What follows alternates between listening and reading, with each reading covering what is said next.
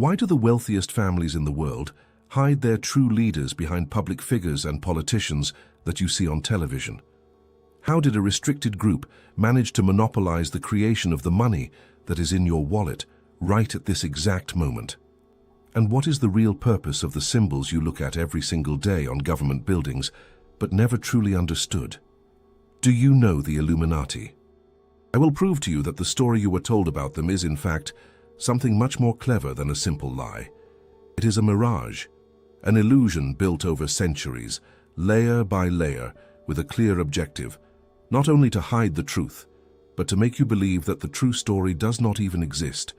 It is a masterstroke designed so that, upon hearing the word Illuminati, your mind conjures up caricatures in cloaks, humanoid lizards, or pop stars making a triangle with their hands.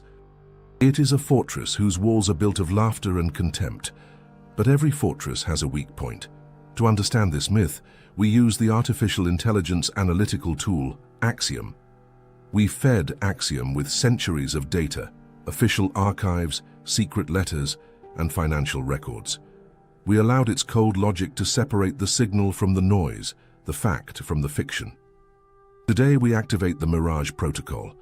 Our mission is to pierce the first and most important layer of this illusion, the historical lie upon which everything else was built. Brace yourself. The journey into the heart of what is hidden begins now.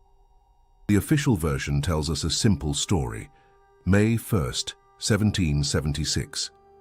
In the German city of Ingolstadt, Adam Weishaupt, a young professor with radical ideas, founds a secret society called the Order of the Bavarian Illuminati. The goals seemed noble, such as fighting against superstition and the abuse of power, aiming for a society based on reason. With a structure inspired by Masonic lodges, the order grew rapidly, attracting the intellectual elite of Germany.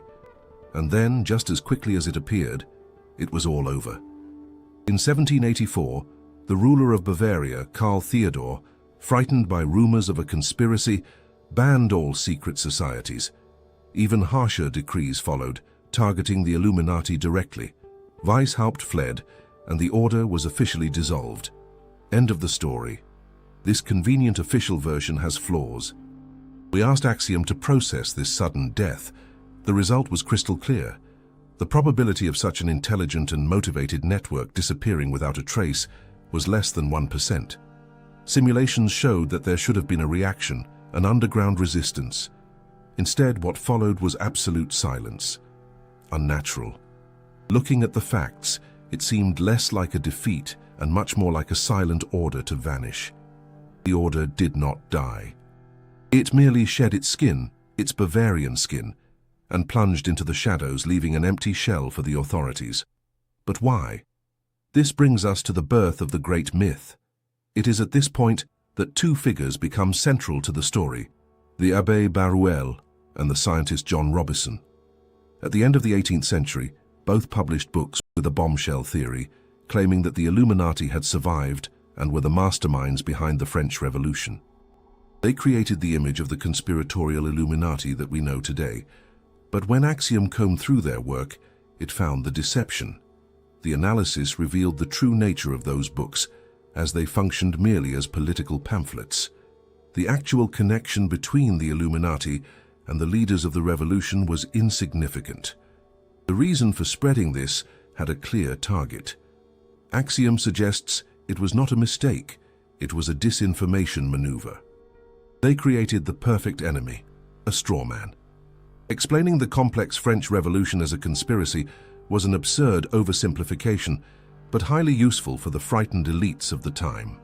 While the world hunted Bavarian ghosts, the true architects of the new order worked in peace. This smokescreen worked for almost 200 years.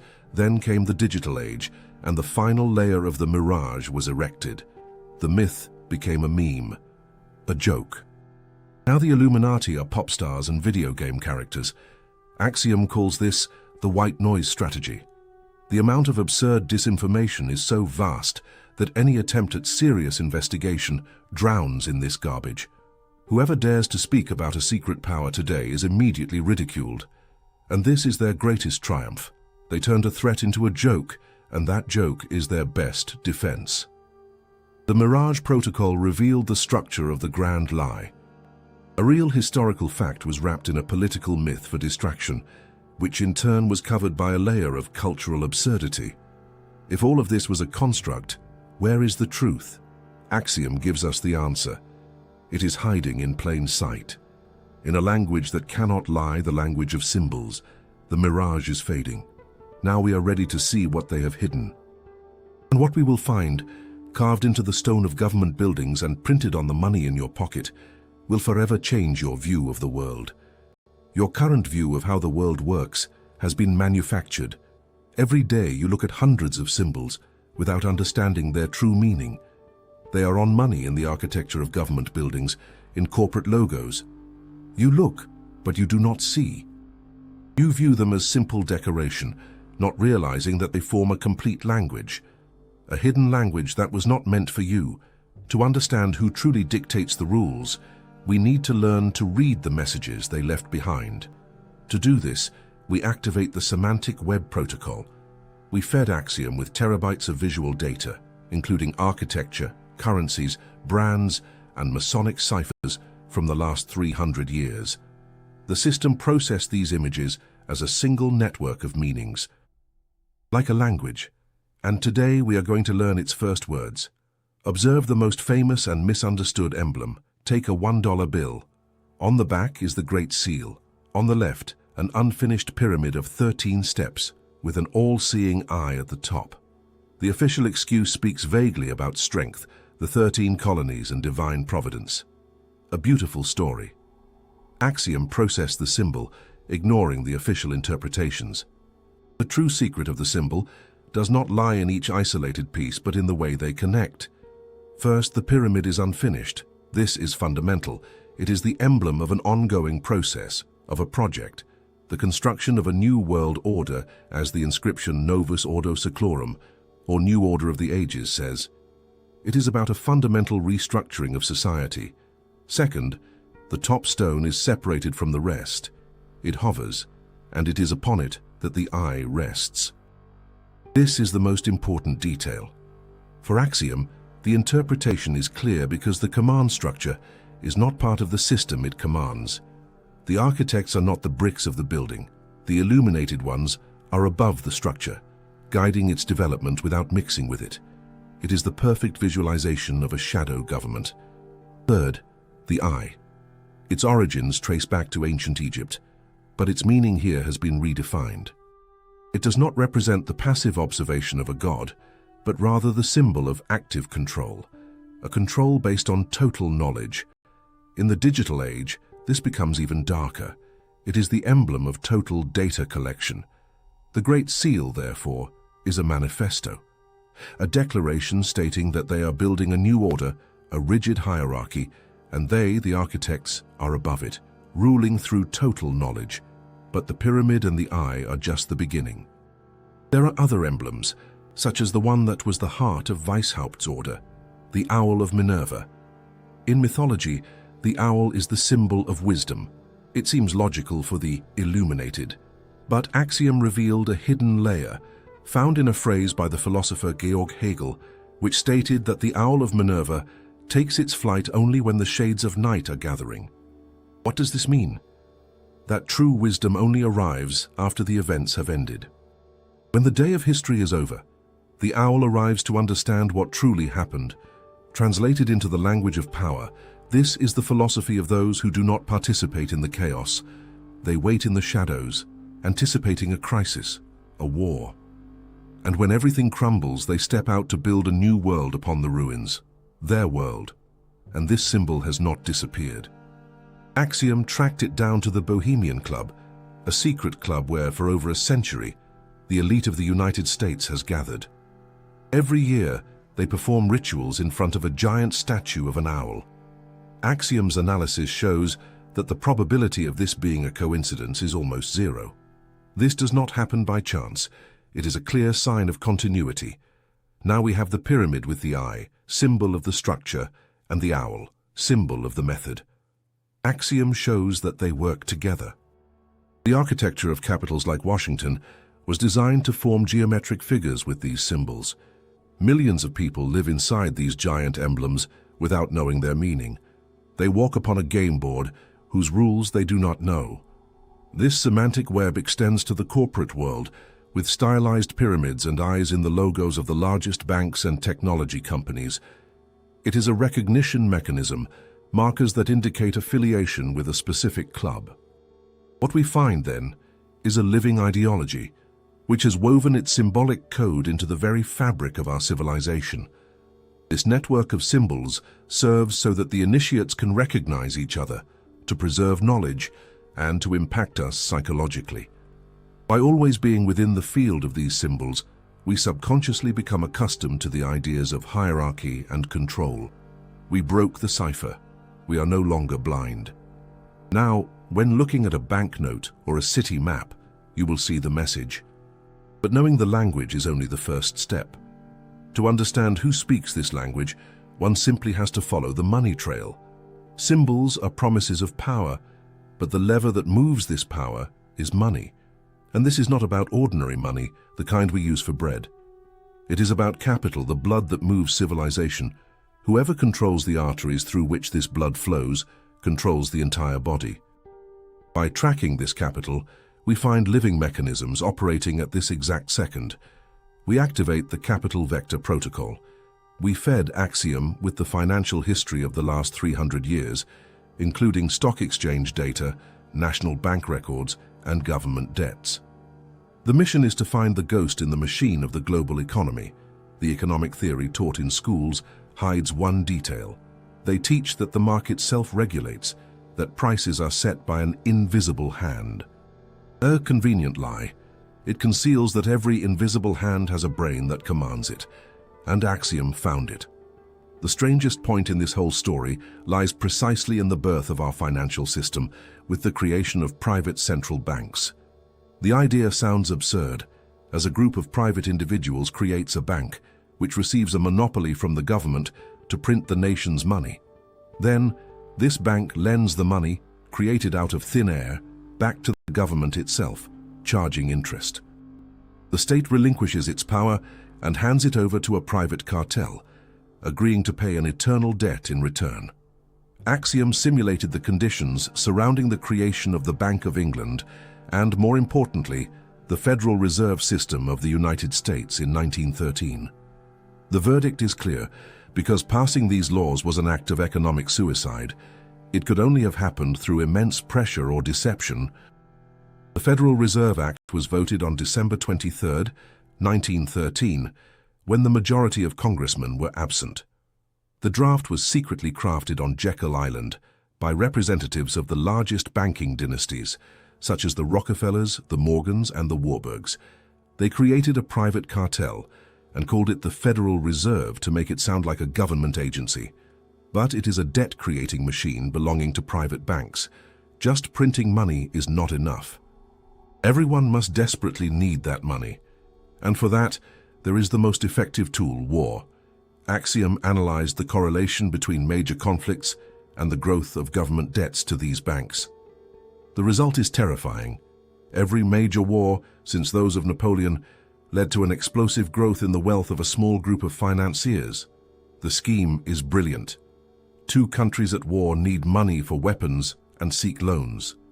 They turn to the same international bankers who are already financing the enemy side. In the end, for them, it does not matter who wins the war. The true winner is always the one lending the money. War is the perfect debt generator. The pattern repeated itself in the First and Second World Wars. Their money creates wars, wars create debts, and debts demand more of their money. But wars are a blunt instrument. In the 20th century, another mechanism was perfected, the controlled economic crisis. Axiom processed the massive stock market crashes of 1929 and 2008. The excuse given to the public was always the bursting of a bubble. However, the data points to a different path. Before every collapse, the smart money of the major players quietly exits the market. At the same time, central banks tighten credit, sucking money out of the system. They create the conditions for the collapse. When the panic reaches its peak and the markets are in ruins, the same smart money returns. and begins to buy. They acquire factories, banks, and real estate for a fraction of their value. The Great Depression functioned as the largest operation in history to transfer wealth directly into the hands of the financial elite. The Capital Vector Protocol revealed a machine that operates in 3 stages. The first step is to capture control of money creation. From there, they use wars to create immense debts. And finally, they manipulate controlled crises to buy everything at bargain basement prices. This system works like a pump that sucks wealth from the bottom up, from the people to the governments, from the governments to the banks, and from the banks to the invisible top of the pyramid. We found their trail, not in ancient manuscripts, but in the balance sheets of the Federal Reserve. But this trail leads us to faceless structures like banks and funds. We want to know who is behind them. Who are the individuals and the families? The protocol showed us how the weapon works. Now, it is time to see the faces of those holding it. A mechanism, no matter how perfect, needs someone to pull the levers. Now we are going to enter the cockpit to finally see their faces. True power is not something you can touch. It lives in the connections. An invisible web of relationships, obligations, family ties, and shared interests that wraps around the entire planet. The official structures we know, such as governments and courts, are merely the decorative facade. The decisions that truly matter are not made there. They are born within this network, at the meeting points of its most influential threads. Today, we will make this network visible. We activate the neural map protocol. We fed Axiom with data that is not financial but human. Lists of members from exclusive clubs, board compositions of major corporations, family trees of ancient banking families. Axiom's mission is not just to collect this data, but to build a 3-dimensional model of the global power network, to identify its main nodes and find its true center. Forget the lists of the world's richest that magazines publish. They are just another element of the mirage designed to distract. These lists show public billionaires, technology geniuses, media tycoons. Their wealth is immense, but it is usually new, visible, and vulnerable. They are the bright stars in the sky of power, but they are not the sky itself. Axiom identifies them as a kind of high-level manager. Their function is to administer sectors of the global system and, crucially, to serve as the public face of this system, a lightning rod for popular fury. While you hate or admire the latest technology guru, the true owners of the system remain in the shadows. Their wealth is old, silent, distributed across hundreds of funds and private banks. Their power does not come from the number of shares they own in a single company, but from the web of connections that intertwines them with hundreds of corporations simultaneously. Axiom began to assemble the map. The first thing the model revealed was the existence of very clear institutional centers, organizations that serve as meeting points for the global elite, where long-term strategies are charted. One of these places is the Council on Foreign Relations. Founded in New York, officially, it is an independent analysis center. In reality, as Axiom's mapping demonstrates, it functions as a shadow government of the United States. Almost all secretaries of state, directors of the Central Intelligence Agency, and chairmen of the Federal Reserve have been members of the council. Another of these centers is the Bilderberg Club, a secret annual conference that has taken place since the 1950s. It gathers about 130 of the most influential figures from North America and Europe. Officially, it is a discussion forum. But Axiom discovered a striking pattern, where an unknown politician, after being invited to Bilderberg, has an enormous chance of becoming the leader of their country in the following years. Bill Clinton, Tony Blair, and Angela Merkel are some examples. That does not look like a debate club. It works more like a job interview, where the architects of the system choose their future managers. There is also the Trilateral Commission, created by David Rockefeller to coordinate the elites of North America, Europe, and Asia. It is in these closed clubs that the ideas are born, which years later become the global agenda. But who are the people moving between these centers, forming the core of the network? Axiom advanced the process, tracking personal connections. The tool identified a few hundred names that function as superconnectors, people who participate in all these groups and still sit on the boards of the largest banks and oil companies in the world. Their names rarely appear in the newspapers, but their influence is total. The genealogical research of these superconnectors revealed that the vast majority belongs to a very small circle of families. The same dynasties that were behind the creation of the Federal Reserve, such as the Rockefellers, the Morgans, the Warburgs, and the Rothschilds, among others, all interlinked by generations of marriages and business dealings. Their power does not come solely from money, but from continuity. For centuries they have accumulated capital, knowledge, and connections. While empires fell, these families continued their work in the shadows. They think in generations, not in years. The map that Axiom built looks like a galaxy, with a super-dense core in the center, where this tangle of dynasties resides. Axiom's verdict was ruthless, showing that the modern world functions as a dynastic oligarchy, merely disguised as a democracy. We have seen who they are and mapped their network. But the question persists about how such a small group controls billions of people. Money and political influence are not enough. There must be another level of dominance, one that acts upon our minds, upon our thoughts, desires, and fears. This power structure only sustains itself because it learned to interact with the minds of billions of people. Your mind is a battlefield, the most important battlefield that exists. You can have all the money, control all the armies, but if you do not dominate what people think, your power is fleeting. A slave conscious of their chains will always fight for freedom, but one who has been convinced they are free, that one will defend their chains with more fury than their own guardians. That is the essence of absolute power, and it is the best-kept secret of those we investigate. How does it make us want what is in its interest? How does it shape our reality? We activate the narrative matrix protocol. We fed Axiom with the largest dataset of our investigation, including a century's worth of mainstream media archives, Hollywood movie scripts, advertising strategies, and trillions of pieces of information from social networks. The system will not analyze the facts, but how they are presented. Not the events, but the stories told about them. Brace yourself. We are disconnecting from official reality to see its source code. To understand today's matrix, we need to look at its previous version, the one from the 20th century. It was a simple yet effective mechanism. Information flowed from top to bottom. There were few sources. 2 or 3 global news agencies provided most of the world's news. A handful of newspapers and broadcasters in each country decided what the people would know. It was the era of the all-powerful editors, who decided what was news and what was not.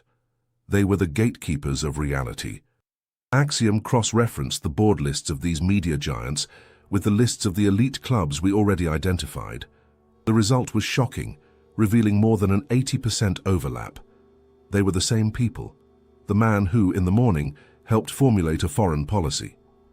At night, as head of a broadcasting network, decided how to present that policy to the public. It was a perfectly closed system. Over time, the scheme became more subtle. Instead of direct orders, they created an environment where journalists on their own wrote in the way the system needed. Otherwise, their careers would not advance. But the old matrix had a flaw, because it was obvious. People knew the information was controlled. This generated distrust. Then, with the internet, the architects of power performed their most brilliant trick. They made us believe that the matrix had been destroyed. Blogs and social networks emerged. The illusion of total freedom of expression was created. It seemed like the end of control. Billions of people rushed into this new digital world, not realizing that they were not escaping the prison, but merely moving to a more modern and comfortable cell. Axiom processed the structure of the new space and concluded that the matrix was not destroyed. It was updated to version 2.0. The dominance became even more total, yet invisible. Before, management was done by visible gatekeepers. Today it is done by architects of invisible labyrinths. Instead of forbidding information, they manage its flows. The key lies in search algorithms and social networks. They are the new invisible editors. They create for each of us a personalized information bubble, showing us what we like, what we already agree with. This isolates us from different points of view. Society fragments into tribes, much easier to guide. The question is, who writes these algorithms? The largest shareholders of the technology giants are the same investment funds that own the old media and the banks. The signs have changed, but the owners remain the same. The new matrix uses new tools, such as the fact-checkers. It seems noble, but Axiom investigated their funding and found the trail of the same foundations, such as Rockefeller, Ford, Open Society, and the Bill and Melinda Gates Foundation. A tool that should serve the truth became a weapon of censorship. Any information that does not fit the official narrative is labeled as false. The goal of this narrative matrix is to create manageable individuals with predictable reactions and standardized desires. Their objective is no longer prohibition as in ancient dictatorships. What they seek is a fine-tuning of our consciousness. They want us, of our own free will, to choose the reality they have built.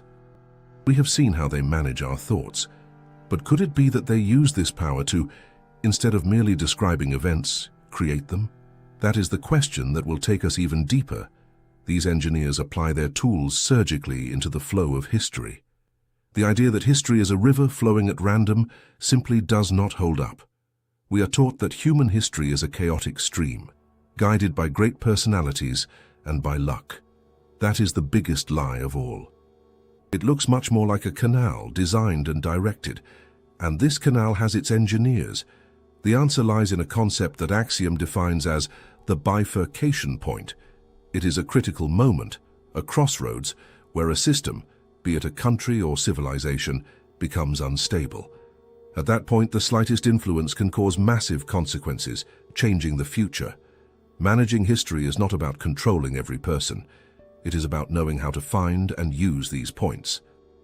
We activate the bifurcation point protocol. Axiom will simulate crucial historical events of the 20th century, comparing official versions with models based on hidden data.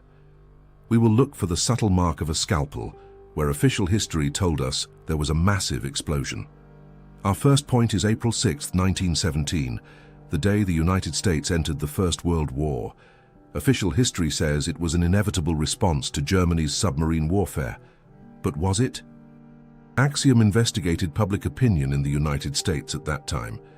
The result is unequivocal. American society was against participating in the war. President Wilson was re-elected in 1916 with the slogan that said he kept them out of the war. Entering the conflict was politically impossible. A catalyst was needed, an emotional shock. And that shock happened. On May 7, 1915, a German submarine sank the passenger ship Lusitania. 1,200 people died, including 128 Americans. The newspapers exploded, but Axiom processed the cargo manifests and the secret dispatches of the Admiralty. What the tool discovered changes everything. First, the Lusitania was far from being a simple passenger ship. It secretly carried a massive cargo of war materials for the British Army. By the laws of war, it was a legitimate military target. The authorities knew, and they lied. Second, the German embassy published advertisements in American newspapers, advising citizens not to travel on the ship.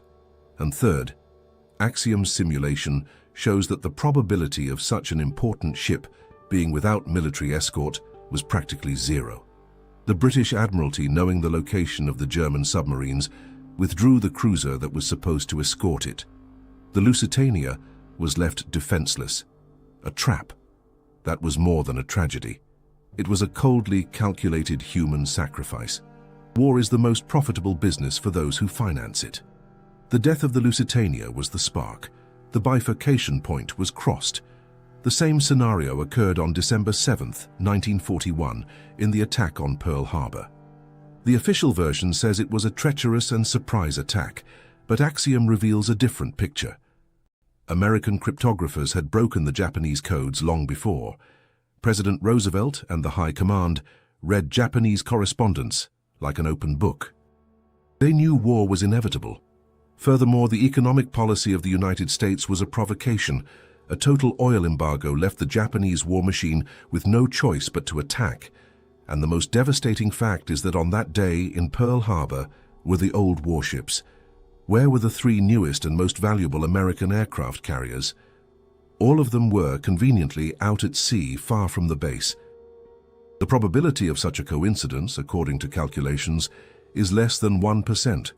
They sacrificed the scrap metal and thousands of lives to get a pretext to enter a war the people did not want. Axiom identifies the same cynical pattern here. It is a governance technology. It is called problem-reaction solution. First, you create a problem. Then, you wait for the emotional reaction of society, such as fear and anger. And finally, you offer the solution you already had from the start. In a state of shock, the people accept what they would never accept in times of peace. These bifurcation points are the hinges of history. Those we are looking for learn to force them. They do not create history, they merely push it in the right direction at the right time. But this raises a new question. If the Bavarian Order was dismantled in the 18th century, who carried out these operations in the 20th century? How did the organization survive?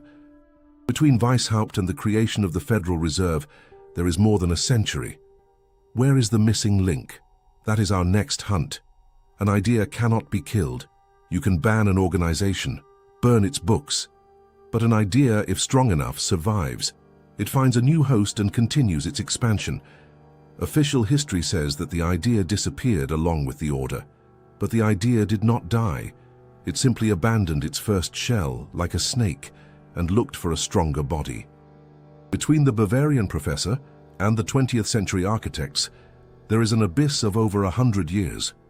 Who built the bridge? We activate the AIR Project protocol.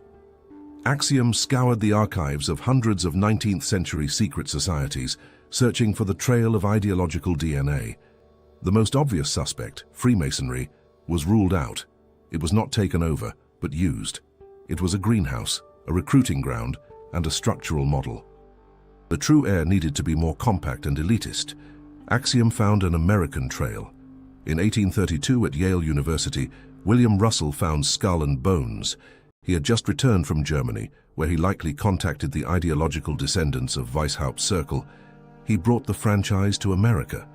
Over nearly 2 centuries, future presidents, judges, and directors of the Central Intelligence Agency passed through this ritual.